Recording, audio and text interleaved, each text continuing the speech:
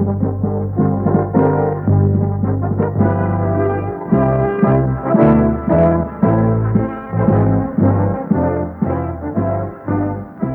misión cristiana de Avivamiento Ágape, llevando en estos tiempos de apostasía el mensaje de la palabra de Dios. Dios, habiendo hablado muchas veces y de muchas maneras en otro tiempo a los padres por los profetas, en estos postreros días nos ha hablado por el Hijo, a quien constituyó heredero de todo y por quien asimismo hizo el universo, el cual, siendo el resplandor de su gloria y la imagen misma de su sustancia, y quien sustenta todas las cosas con la palabra de su poder, habiendo efectuado la purificación de nuestros pecados por medio de sí mismo, se sentó a la diestra de la majestad en las alturas, hecho tanto superior a los ángeles, cuanto heredó más excelente nombre que ellos. Por tanto, es necesario que con más diligencia atendamos a las cosas que hemos oído, no sea que nos deslicemos, pues que si la palabra dicha por medio de los ángeles fue firme, y toda transgresión y desobediencia recibió justa retribución, ¿cómo escaparemos nosotros si descuidamos una salvación tan grande?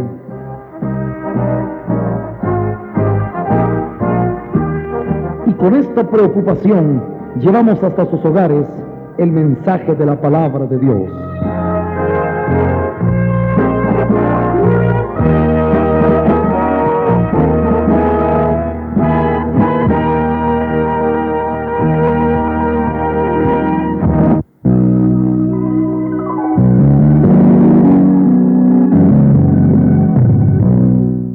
Que la paz de Dios sea en sus hogares. En nuestro corazón hay gozo y mucha gratitud para con Dios, quien en su infinita misericordia nos otorga este gran privilegio, el poder visitarle en la intimidad de su hogar y compartir con usted esta palabra. Una palabra que esperamos le lleve libertad, esperanza y fe. En un mundo agobiado por las cosas materiales, la avaricia, la mentira, la falsedad, el engaño, se han enseñoreado del corazón del hombre y lo han endurecido para que no escuche las cosas del reino de los cielos, para que no se interese por ellas y no entienda. Pero Dios, con mucha misericordia, manifestando una paciencia y una gran sabiduría, ha levantado a su siervo, le ha ungido con su espíritu, le ha dado autoridad y le ha revelado la palabra conforme a nuestra necesidad. Por ello, despierta en nuestro corazón sentimientos que desconocíamos, necesidad que antes no teníamos de las cosas espirituales. Yo quiero invitarle para que escuche atentamente lo que Dios va a decirnos a través de su siervo, nuestro hermano Héctor. Él es el pastor general de la misión y hoy nos trae la enseñanza que hemos titulado La prueba revela la fe.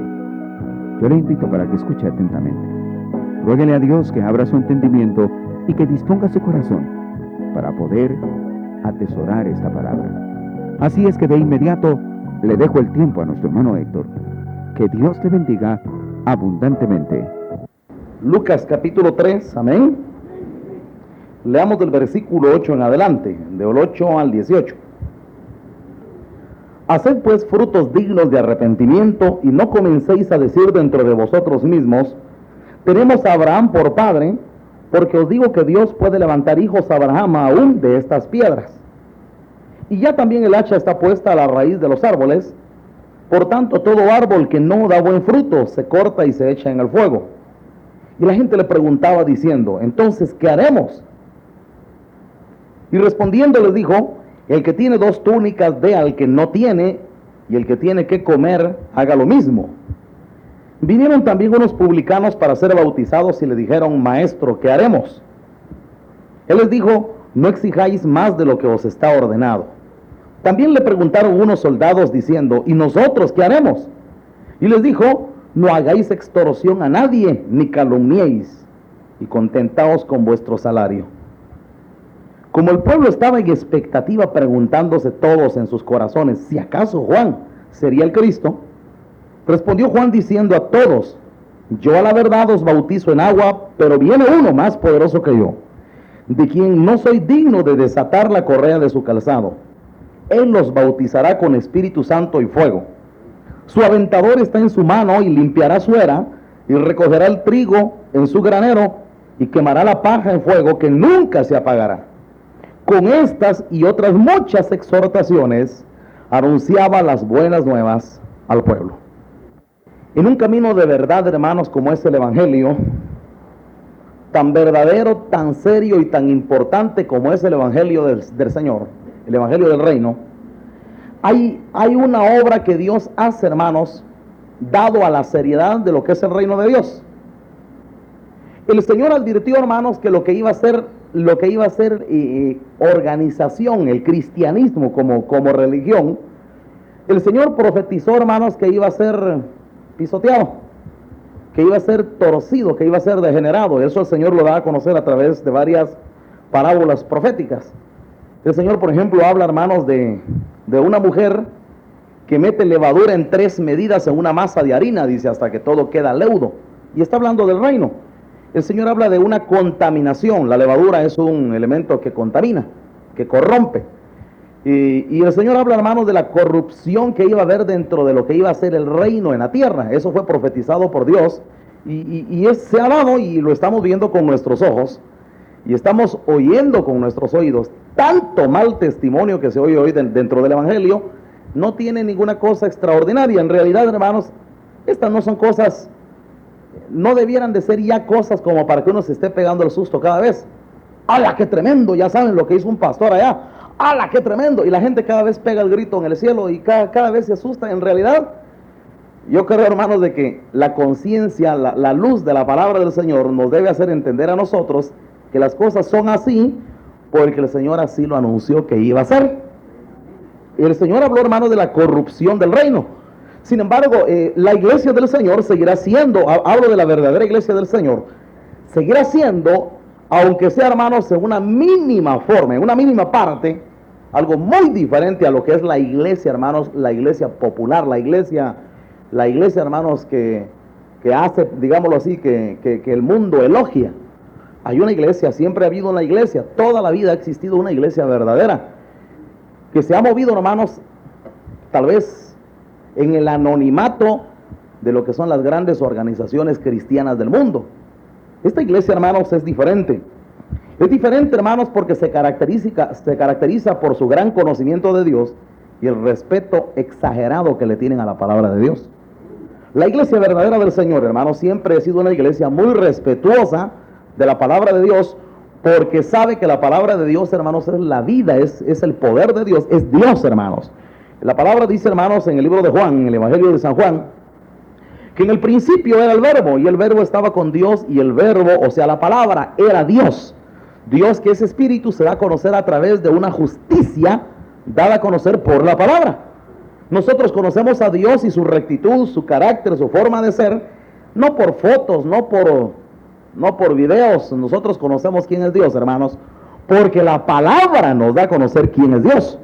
Y nosotros creemos en la palabra del Señor. Y la palabra del Señor nos da a nosotros una claridad, una luz tremenda, hermano, de quién es Dios. Y nosotros conocemos el carácter de Dios, conocemos el pensamiento de Dios, porque la palabra, hermanos, nos lo da a conocer de una manera tan clara y precisa.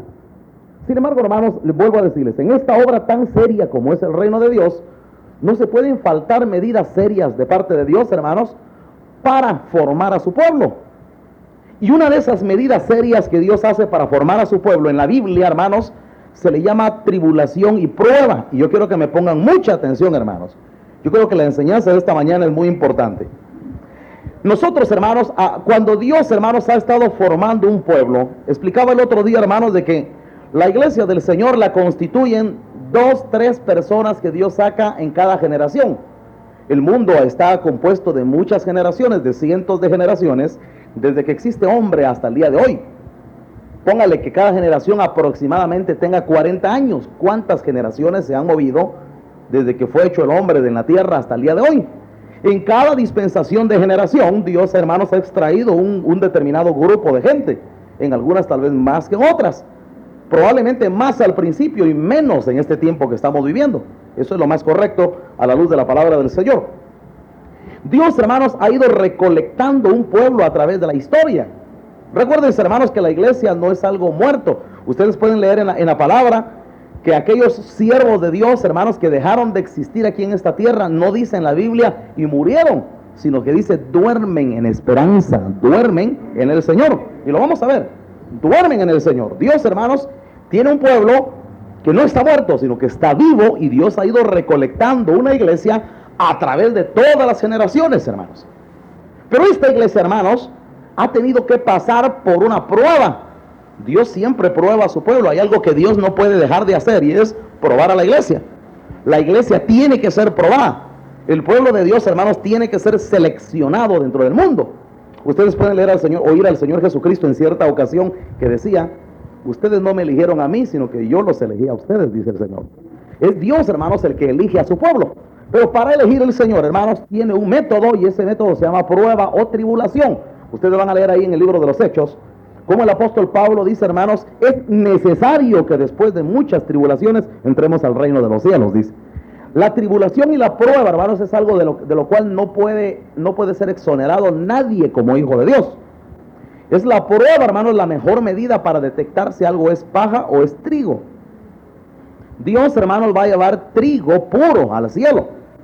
Su pueblo, hermanos, Dios lo define como trigo.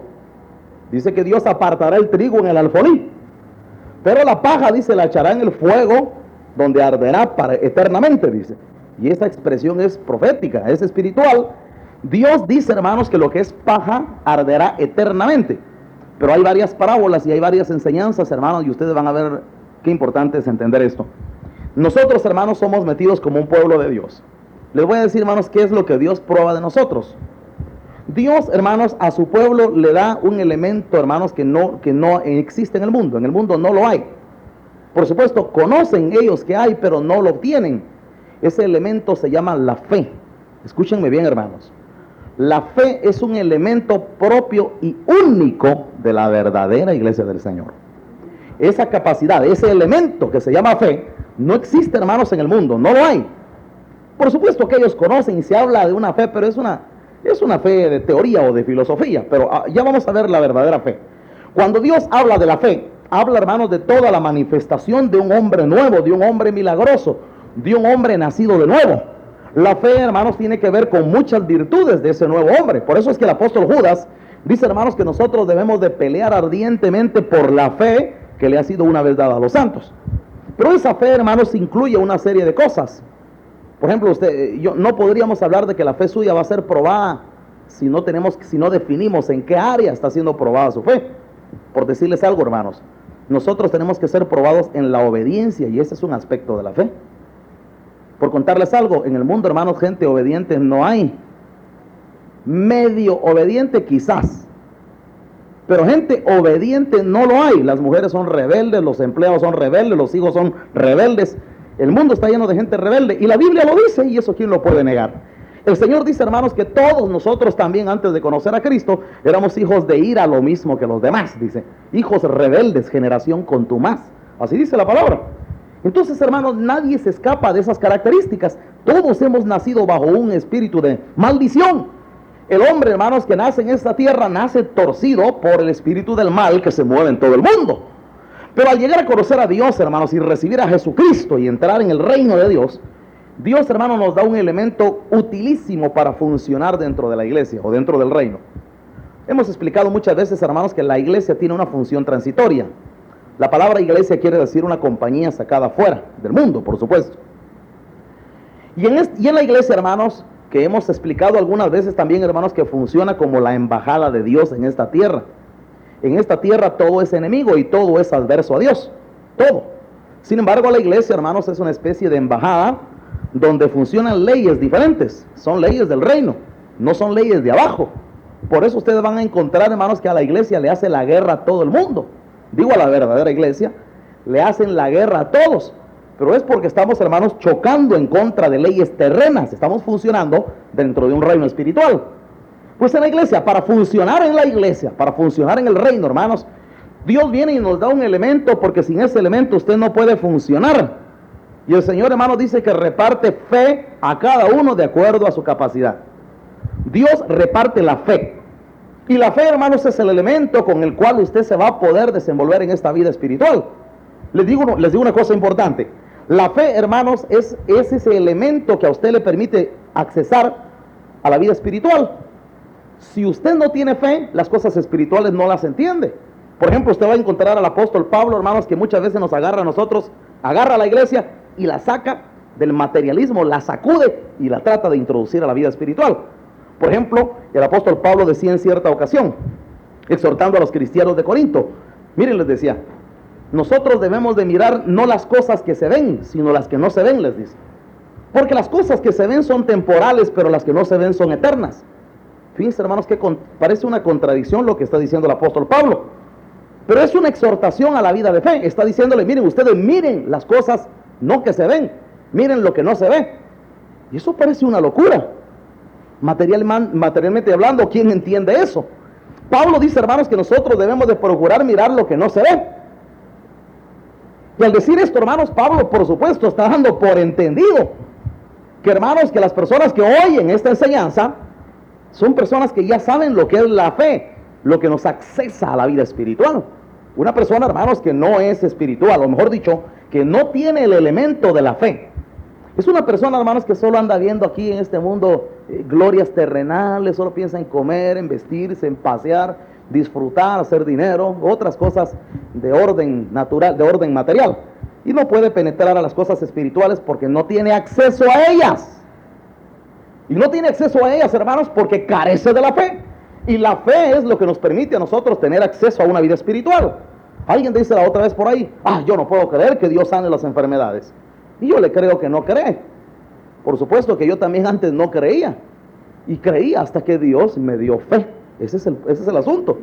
Y uno puede creer que Dios sana hasta que Dios, hermanos, le otorga a uno la fe. Y la fe es el elemento que a nosotros nos permite, hermanos, tener acceso a una vida espiritual. El que no tiene fe, hermanos, tal vez puede hablar de cosas espirituales, pero no entra en ellas, no accesa, no se introduce a esa vida espiritual. Pues Dios, hermanos, al nuevo hombre que Él ha venido a formar, a ese pueblo suyo, a esa iglesia, a ese reino que Él ha venido a recolectar, lo primerito que Dios hace, hermanos, es entregarle la fe. Y la fe, hermanos, es un gran regalo de Dios. La palabra de Dios dice, hermanos, que Cristo es el autor y consumador de la fe. Cuando el Señor Jesucristo, hermanos, habla de una iglesia profesante que un día el Señor la desecha y la corta y la tira a la condenación, habla de 10 vírgenes y el Señor dice, hermanos, que las 10 vírgenes tienen lámpara, pero 5 son insensatas y 5 prudentes. Las 5 prudentes dice que tienen ardiendo sus lámparas y tienen aceite, y eso es la fe. Y están dando luz, están alumbrando. Las otras, aunque tienen lámpara, dice que no tienen aceite, no pueden alumbrar. De repente se oye la voz, ahí viene el esposo, ahí viene Cristo por segunda vez. Entonces dice que las vírgenes insensatas, cuando ven que sus lámparas se apagan porque no tienen la suficiente fe para subsistir en este mundo, comienzan a pedirle a las otras que les den un poco de fe, y aquellas le dicen, lo siento mucho, nosotros no podemos darles, vayan con el que vende, dice. Y el que vende, el único que tiene la fe es Cristo Jesús. Él es el autor y consumador de la fe. De manera, hermanos, que vuelvo a decirles, miren, una persona entra al reino, entra a la iglesia, lo primero que Dios le va a dar por misericordia, si es que Dios lo va a recibir, es que le va a dar fe. Si Dios a usted no le ha dado, lo digo así, hermanos, sus credenciales para funcionar dentro de la iglesia, de nada le sirve que usted esté metido en la iglesia. Y esas credenciales es la fe, hermanos. El Señor tiene que entregarnos la fe, porque sin ella no podemos funcionar. Usted va a funcionar como alguien que está como una persona material, pero no como una persona espiritual que ya funciona dentro de la iglesia. Porque una cosa, hermanos, es visitar la iglesia, otra cosa es funcionar dentro de la iglesia. Y recuérdense, hermanos, que usted no me puede decir, bueno, yo voy a ser salvo sin necesidad de funcionar dentro de la iglesia. Yo le digo, está totalmente equivocado. Porque la iglesia es la institución que Dios estableció en este mundo, hermanos, para que si alguien quiere salvarse, lo haga por canalizado a través de la iglesia. No hay otra manera. Eso es imposible.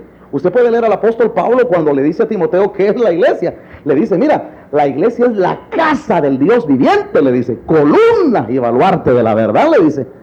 Entonces, fíjense, hermanos, de que nadie puede lograr entrar a Dios o pretender ser salvo o alcanzar la salvación si lo quiere hacer, hermanos, fuera de la iglesia. Es imposible. Entonces, si alguien quiere funcionar en la iglesia, Dios, hermano, le va a entregar sus credenciales si lo ve que es sincero. Si Dios ve que aquella persona de veras es honesta y de veras quiere buscar a Dios, viene Dios, hermanos, y le va a otorgar la fe. Con esto puedes funcionar dentro de la iglesia. Y la fe, hermanos, nos permite a nosotros comenzar a creer muchas cosas que son de índole espiritual. Y comenzamos a creer muchas cosas que son eminentemente espirituales. Y todo es espiritual aquí en la iglesia. Pero muchos hermanos no logran entrar a esa vida espiritual. Por eso, hermanos, a veces uno oye de personas que buscan la iglesia con finalidades tan equivocadas. Por ejemplo, hermanos, imagínense que una persona busque la iglesia simplemente por roce social, por amistades. En realidad yo pienso que es una forma muy errónea de buscar la iglesia, porque por supuesto, hermanos, que se da lo social en la iglesia, pero les quiero decir que eso social que se da en la iglesia es tan secundario. Y es tan secundario aparte del principal propósito, que es encontrarnos con Dios y hallar a Dios, hallar el reino de Dios. Por supuesto, hermanos, que si usted halla el reino de Dios y halla a Dios, aquí en la iglesia usted va a encontrar hermanos, hermanas, padre, madre y todo. Así dice la Biblia, así lo dijo Cristo. Pero hay quienes, hermanos, andan buscando, digamos, la iglesia puramente, estrictamente por cuestión social, relación humana, o como un día me dijo cierta señora que venía primera o segunda vez a la iglesia: mira, hermano, yo quiero hablar con usted, yo soy nueva aquí en la iglesia, quiero rogarle que ore por mí porque primero Dios me conceda un marido, me dice. Entonces, fíjense, hermanos, de que es increíble. Por supuesto que les digo, hermanos, que esta señora fue sincera. Por lo menos me extrovirtió de primas a primeras su intención. Hay quienes no lo harán tal vez, pero muchos eso buscando novios, novias o cuestiones así carnales. En realidad debieran de buscar a Dios, porque si hallan a Dios, las demás cosas son pura añadidura de Dios. Pero cuando alguien, hermano, se equivoca al camino es porque no tiene fe, y de veras que la fe está tan ausente de ella. De veras que no sabe para qué se ha metido a una iglesia. Pero si nos introducimos a la iglesia, hermano, Dios viene y dice: esto te va a servir para funcionar. Aquí está la fe, y la fe viene, hermanos, por el oír, y el oír la palabra de Dios. Así dice la palabra. Entonces, hermanos, nosotros llegamos a la iglesia, y el estar escuchando la palabra de Dios, hermanos, comienza siembra un germen de fe dentro de nosotros, que comienza a prosperar, a progresar, y aquella semilla de fe, hermanos, se comienza a ser fructífera dentro de nosotros a medida que nosotros vamos oyendo la palabra de Dios. Uno descubre, hermanos, que hay personas que aunque llegan a la iglesia y pueden pasar muchos años en ella, no brota la fe, no brotan las convicciones, no brota nada, hermanos, no brota lo que uno deseara ver. Dios anhela ver la fe en nosotros, porque la fe, hermanos, es lo que nos pone en una muy buena relación con Dios. Por eso es que Judas lo dice: hermanos, peleen por la fe, sostengan la fe, consigan la fe, porque la fe es lo que va a hacer arder la lámpara de ustedes. El día que Cristo venga, el que no tenga fe no arde, su lámpara se apaga. Pero el que tiene fe sí puede hacer arder su lámpara. ¿Y tiene de dónde? Porque hay mucha fe producida en él. Entonces, fíjense bien, hermanos, de que una persona que esté viviendo una vida espiritual no puede ayudar en lo más mínimo a otra que es de carácter carnal. Porque si alguien quiere conseguir la fe, tiene que ir precisamente con el que vende la fe, que es nuestro Señor Jesucristo. Entonces, hermanos, la fe es el elemento que nosotros necesitamos en la iglesia para poder tener acceso a las cosas espirituales. Pero voy a decirles algo importante sobre esta enseñanza, hermanos. Dios, hermanos, aquí dentro de su reino, dentro de la iglesia, Dios, hermanos, va a probar la fe de todos. Eso es algo, hermanos, que sin lugar a dudas Dios no lo puede dejar de hacer en la vida de nadie. La fe de todas las personas tiene que ser probado en un momento dado, en todos los órdenes de su vida. El nuevo hombre que Dios ha hecho, hermanos, Dios le da fe. Y la fe, hermanos, es una virtud que funciona en todas las áreas de nuestra vida. A veces la gente, hermanos, tiene conceptos tan escasos o pobres de lo que es la fe. Muchos piensan que la fe, hermanos, solo sirve para ser salvo. Y lo digo así en términos generales, ¿verdad? Pero no comprenden que eso de ser salvo es una serie de cosas, una serie de cuestiones. Por ejemplo, la fe que a usted lo va a salvar también le sirve para ser sanado de sus enfermedades, si no es otra fe. Es la misma fe. Ni modo que alguien resulta diciendo: yo tengo fe para ser salvo, pero no creo que Dios sane. Entonces, eso es incomprensible, es ilógico. ¿Cómo puede hablar de fe que sana, de salva, y no tiene fe que salva? Ni modo que la fe opera solo en áreas determinadas. La fe también dice la palabra que a mí me hace vencer el mundo. ¿Sabían ustedes eso? Esta es la victoria que vence al mundo, dice allá en la primera carta de Juan, nuestra fe. ¿Por qué muchos cristianos son mundanales y no pueden vencer el mundo? Porque no tienen fe.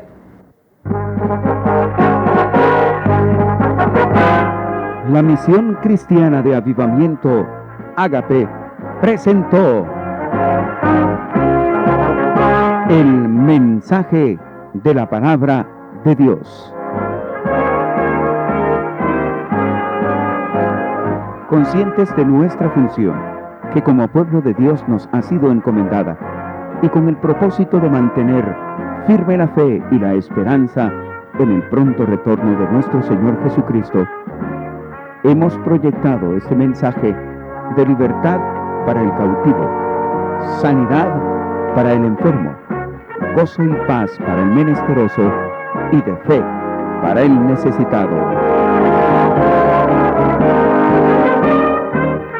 Si le ha interesado este mensaje y quiere conocer más de esta palabra, le invitamos cordialmente para que dentro de una semana, en este mismo horario, vuelva a estar en sintonía nuestra y escuche un programa similar a través de Radio Maranata. Será de mucha bendición para su vida espiritual. Si desea comunicarse con nosotros, puede hacerlo marcando el teléfono 288-87-77 en Ciudad de Guatemala. Repito gustosamente nuestro número telefónico. Anótelo, le será de mucha utilidad. 288-777 en Ciudad de Guatemala. O bien escríbanos a la tercera calle 11-30, zona 6, Ciudad de Guatemala. Si tiene alguna inquietud, alguna pregunta con respecto de la palabra, o bien quiere dar testimonio de lo que Dios está haciendo en su vida a través de estos mensajes, escríbanos a la tercera calle 11-30, zona 6, Ciudad de Guatemala. Nos llenará de gozo el tener noticias suyas y el poder confirmar la obra que Dios hace a través de estos mensajes. También queremos invitarlo para que a través de la oración busque a Dios. Ruéguele que derrame de su Espíritu Santo para poder perseverar hasta el final. El cumplimiento de la palabra de Dios se está dando ante nuestros ojos. Hay guerra, hay violencia, hay enfermedades, el pecado abunda, la maldad se ha apoderado del corazón de los hombres. Y el Señor viene por una iglesia sin mancha y sin arruga. Prepárese, que la paz de Dios sea con cada uno de ustedes y que Dios les bendiga. Amén.